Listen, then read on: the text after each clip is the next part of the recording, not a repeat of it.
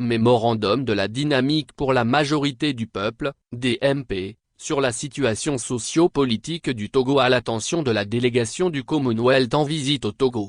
La crise socio-politique que vivent les Togolais depuis l'assassinat du premier président élu Sylvanus Olympio en 1963 et le début de la gouvernance du clan Gnassingbé en 1967, vient d'être amplifiée par le coup d'État constitutionnel que le régime RPT unir a opéré le 6 mai 2024, avec à la clé, le changement anticonstitutionnel du régime politique intervenu dans des conditions inadmissibles pour les Togolais. Ainsi donc, après le père Gnassingbé Yadema qui a fait 38 ans à la tête du pays, c'est le fils Gnassingbé et Sosimnafor qui est en train de boucler ses 20 ans de gouvernance, totalisant 58 ans de pouvoir pour la seule famille, alors que notre pays est une république dotée d'une constitution.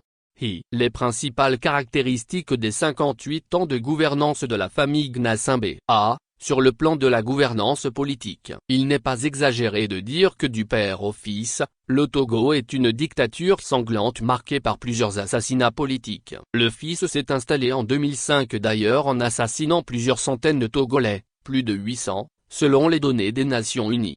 Plus d'une centaine de détenus politiques croupissent en prison depuis plusieurs années pour certains qui ont été arrêtés suite aux dernières manifestations des années 2017-2018. Des journalistes, responsables et membres de partis politiques, simples citoyens font l'objet d'arrestations arbitraires. Beaucoup sont sous contrôle judiciaire depuis plusieurs années pour maintenir l'épée de Damoclès sur leur tête pendant que d'autres ont dû s'exiler pour avoir la vie sauve. Ces 2 dernières années, 3 réfugiés sont morts en exil parmi lesquels un vieux prélat de 93 ans, Monseigneur Philippe Fanoko Kepodzro et Abeyome Kodjodon.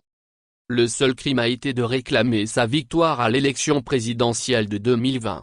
Les libertés individuelles et publiques, notamment la liberté de manifester, les libertés syndicales, le droit de grève sont confisqués. Le Togo vient d'être condamné par la Cour de justice de la CEDEAO pour avoir licencié 116 enseignants et responsables syndicaux pour avoir exercé leur droit de grève. D'autres décisions de la Cour ont ordonné la libération des détenus, mais le régime qui n'a que du mépris pour cette institution communautaire, refuse de les appliquer.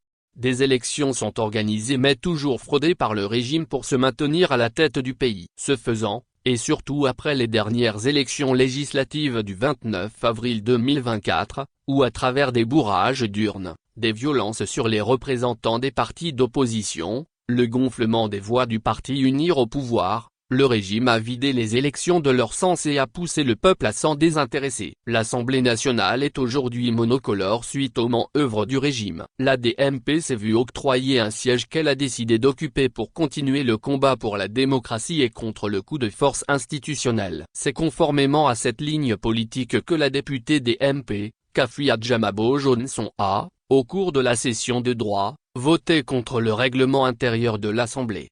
2 raisons expliquent ce vote. D'abord, les élections législatives ont été organisées et les députés élus sous la Constitution de 1992 qui figure dans le visa de la décision de la Cour constitutionnelle portant résultat définitif des élections législatives. Ensuite, la Constitution promulguée le 6 mai 2024, n'ayant pas été adoptée selon les dispositions constitutionnelles prévues, est rejetée par les Togolais véritables détenteurs de la souveraineté nationale. Les institutions de l'État sont toutes systématiquement verrouillées et aucune ne peut librement assumer les responsabilités de régulation de la vie publique dans une république démocratique. On note une confiscation du pouvoir d'État par une minorité d'oligarques qui instrumentalise l'armée pour sa seule protection et en complicité avec des puissances occidentales colonialistes. Une trentaine de dialogues entre acteurs de la classe politique n'a pas permis de juguler la crise politique permanente au Togo par manque de volonté politique du pouvoir en place, qui a toujours été réticent à appliquer les conclusions de ces dialogues.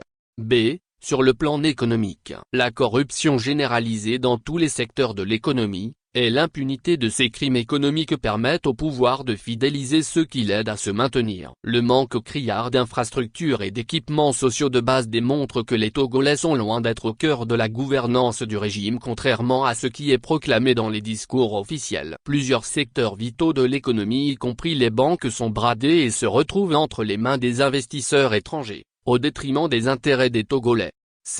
Sur le plan social, les résultantes de la gouvernance économique déficiente du régime sont la pauvreté et la misère pour plus de 70% et le niveau de vie très bas de la population, le niveau de chômage très élevé de la jeunesse et la quasi-inexistence d'une classe moyenne. La majorité des Togolais n'a pas aujourd'hui un accès suffisant et de qualité aux services sociaux de base en matière de santé et eau. Les populations éprouvent d'énormes difficultés à se soigner. L'assurance maladie universelle promue par le régime n'a pas la capacité de répondre à ce besoin parce que mal conçue et souffrant d'un manque d'investissement financier conséquent du gouvernement. Les infrastructures et équipements éducatifs sont insuffisants et de mauvaise qualité. Le système éducatif lui-même ne répond pas aux besoins actuels du marché de l'emploi.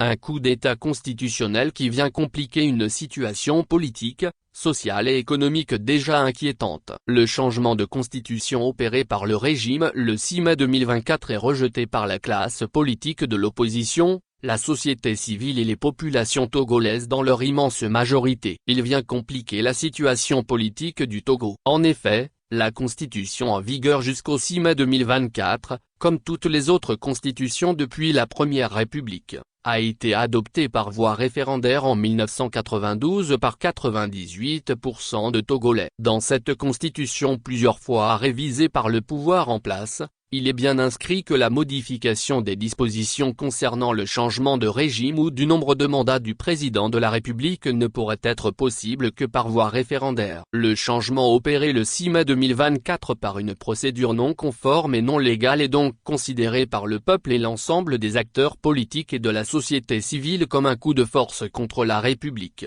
Quelles que soient les raisons que les tenants du pouvoir pourraient avancer, ce changement de constitution ne vise qu'un seul but, à savoir, faire éviter à M. Faure Gnassingbé l'obligation du respect de la limitation du mandat à 2 fois 5 ans qu'une assemblée monocolore unie et alliée à contre-cœur a fini par introduire dans la Constitution en 2019 sous la pression populaire. Il est donc clair que le changement de constitution opéré par le régime est un coup d'État au profit de Faure Gnassingbé qui veut régner à vie à la tête du Togo. Malheureusement, le Togo est une république et non une monarchie.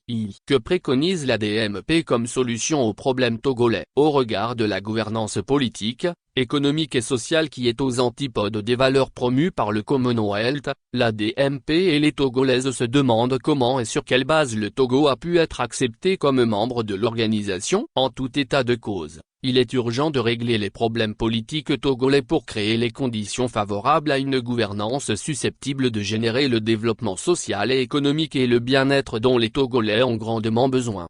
Devant l'indignation, la révolte et le lever de boucliers provoqués par le changement illégal de constitution et de régime politique, face à la situation de confusion dans laquelle le changement de constitution a plongé les institutions et la vie politique, et pour mettre fin aux frustrations et à la défiance généralisée des Togolais résultant de la gouvernance du régime UNIR, l'ADMP envisage 2 voies de sortie.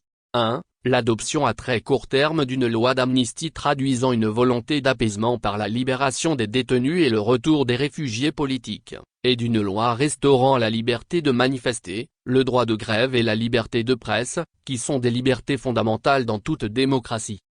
2. Le régime doit reconnaître son erreur politique commise en procédant à ce changement inapproprié et appeler toute la classe politique et la société civile à des discussions pour engager le pays dans une transition politique qui travaille à créer un nouveau contrat social et à doter le Togo d'une constitution et d'institutions consensuelles dans le respect de la souveraineté du peuple.